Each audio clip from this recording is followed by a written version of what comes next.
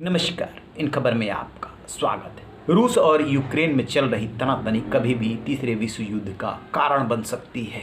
अभी दोनों देशों ने एक दूसरे पे हमले का आरोप लगाया है और लात्विया के डिप्टी प्राइम मिनिस्टर और रक्षा मंत्री ने तो सीधे सीधे कहा है कि रूस ने यूक्रेन पे हमला बोल दिया है। दरअसल डोनाबास जो कि अलगाववादियों का नियंत्रण वाला इलाका है, जिसके बारे में कहा जाता है कि रूस समर्थन करता है अलगाववादियों का, वहाँ पर रूस का कहना है कि यूक्रेन ने हमला किया है और यूक्रेन की तरफ से अमेरिकी दूतावास की तरफ से ये कहा जा रहा है कि एक स्कूल पे अलगाववादियों से रूस ने हमला कराया है। अब इसी जो कह सकते हैं कि आरोप प्रत्यारोप में मामला उलझ रहा है और कभी भी युद्ध छिड़ने की नौबत आ सकती है। जरा सुनिए इस पे एक रिपोर्ट। रूस और यूक्रेन में तनातनी चरम पर पहुंच चुकी है।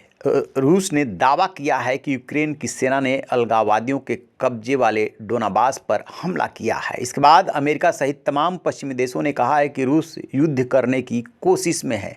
लात्विया के रक्षा मंत्री और डिप्टी पीएम आर्टिज पावरिक्स ने एक नक्शा ट्वीट करते हुए साफ साफ लिख दिया कि रूस ने यूक्रेन पे हमला कर दिया है। अमेरिकी दूतावास ने कहा है कि रूस के समर्थन वाले अलगाववादियों ने डोनाबास के एक स्कूल पर हमला किया। इस इलाके पर यूक्रेन की सरकार का नियंत्रण है। ठीक उसी समय अमेरिकी राष्ट्रपति जो बाइडेन ने कहा कि हर संकेत बता रहा है कि रूस यूक्रेन पे हमले को तैयार है। इसके लिए रूस अलगाववादियों की मदद से फॉल्स फ्लैग ऑपरेशन भी चला रहा है। कीव में अमेरिकी दूतावास ने कहा है कि यूक्रेन की सरकार के नियंत्रण वाले इलाके डोनाबास के तीसिया लुहांस्का में रूस की गोलीबारी में एक स्कूल को नुकसान पहुंचा है। हमले में 2 शिक्षक घायल हो गए हैं। एक गांव की बिजली आपूर्ति ठप हो गई है। डोनाबास को निशाना बनाने वाला हमलावर साफ तौर पर रूस का ही है। यूक्रेन की स्थानीय मीडिया रिपोर्ट्स में कहा गया है कि गोलीबारी की 47 घटनाएं हुई है, जिसमें 5 लोग घायल हुए हैं। ये हमला मिन्स्क समझौते का उल्लंघन है, जिसमें डोनाबास में युद्ध समाप्ति की बात कही गई है। वहीं रूसी समाचार एजेंसी तास ने कहा है कि रूस यूक्रेन पर कभी भी हालत बिगड़ सकते हैं। अमेरिका ने संयुक्त राष्ट्र सुरक्षा परिषद को बताया है कि उसकी जानकारी है कि यूक्रेन की सीमाओं के पास जमा 1.5 लाख से अधिक रूसी सैनिक आने वाले दिनों में यूक्रेन पे हमले की तैयारी कर रहे हैं। साथ में यह भी कहा है कि रूस की योजना हमले के लिए बहाना गढ़ने की है।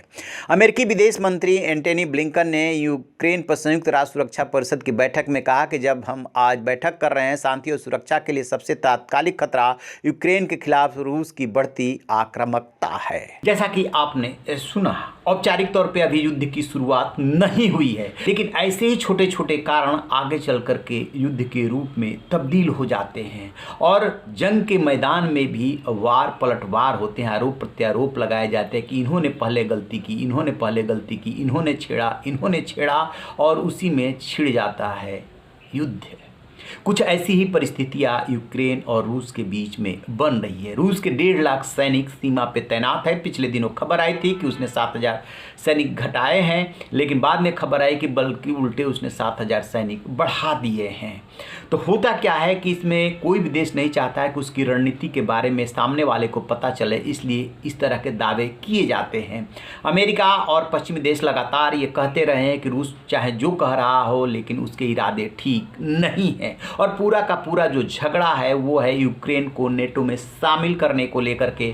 रूस नहीं चाहता है कि यूक्रेन नेटो में शामिल हो और पश्चिमी देश उसे शामिल करना चाहते हैं। कब शामिल हो उसको लेकर के जेलेंस्की जो यूक्रेन के राष्ट्रपति हैं वो कह रहे हैं कि हम जनमत संग्रह करा सकते हैं और रूस को इस बात का डर है कि जैसे ही ये नेटो में शामिल होगा, जो पश्चिमी देश हैं वो आ करके उसके दरवाजे पे खड़े हो जाएंगे और ये कोई भी देश नहीं चाहेगा कि उसका दुश्मन या उसके प्रतिद्वंदी उसके बराबर में आके खड़े हो जाए और हमेशा के लिए खतरा बन जाए। रूस को इस बात का डर है और अमेरिका व पश्चिमी देशों को ये है कि यदि यूक्रेन अलग देश है तो उसे डिसीजन करने का ये अधिकार है कि वो किस संगठन से, किस संस्था से जुड़ेगा और नहीं जुड़ेगा। रूस जो है संप्रभु राष्ट्र के मामलों में कैसे हस्तक्षेप कर सकता है, इन्हीं सब बातों की लेकर के तनातनी चल रही है। देखते हैं कि बातचीत से मामला हल हो जाता है या जो है ये आगे बढ़ जाता है। यदि आगे बढ़ता है तो तय मानिएगा यूक्रेन तीसरे विश्व युद्ध का अखाड़ा बन सकता है और दुनिया के लिए बहुत बुरी खबर होगी। रहिए ना बेखबर, देखते रहिए इन खबर। इन खबर चैनल को सब्सक्राइब करें।